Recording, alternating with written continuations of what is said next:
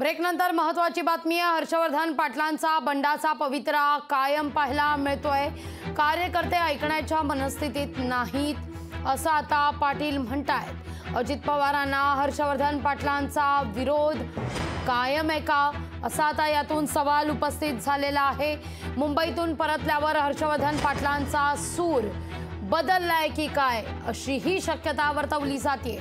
अजित पवार हर्षवर्धन पाटील मनोमिलन नाहीच असं चित्र दिसतंय। आता मी 4 वेळा सांगून त्यांनी माझं ऐकलं, आता पुन्हा 5व्यांदा मी सांगून ते माझं ऐकतीलच का, असा प्रश्न मी त्यांच्या समोर मांडला।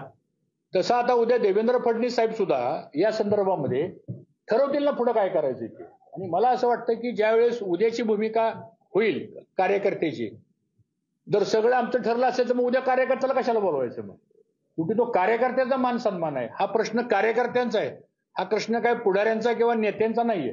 शेवटी खाली वाद कोणाचा आहे? खाली वाद कार्यकर्त्यांचा आहे, कार्यकर्त्यांचा वाद नेत्यांच्या मध्ये असतो। मला असं वाटतं की पहिल्यांदा उद्या आमच्या नेत्यांच्या समोर ह्या गोष्टी मांडू द्या, त्याच्यावर त्यांची भूमिका मांडतील आणि त्यानंतर शेवटी नेत्यांचा ते प्रमुख नेते आहेत ते सांगतील त्या पद्धतीने पुढची भूमिका होईल। कार्यकर्त्यांना या सगळ्या प्रश्नी बोलू द्या असं हर्षवर्धन पाटील म्हणतायत। मुंबईतून परतल्यावर हर्षवर्धन पाटलांचा सूर बदललाय की काय, अशी एक आता शक्यता यातून निर्माण होतीये। मुळात हर्षवर्धन पाटील आणि अजित पवार यांचं काही मनोमिलन झालेलंच नाहीये।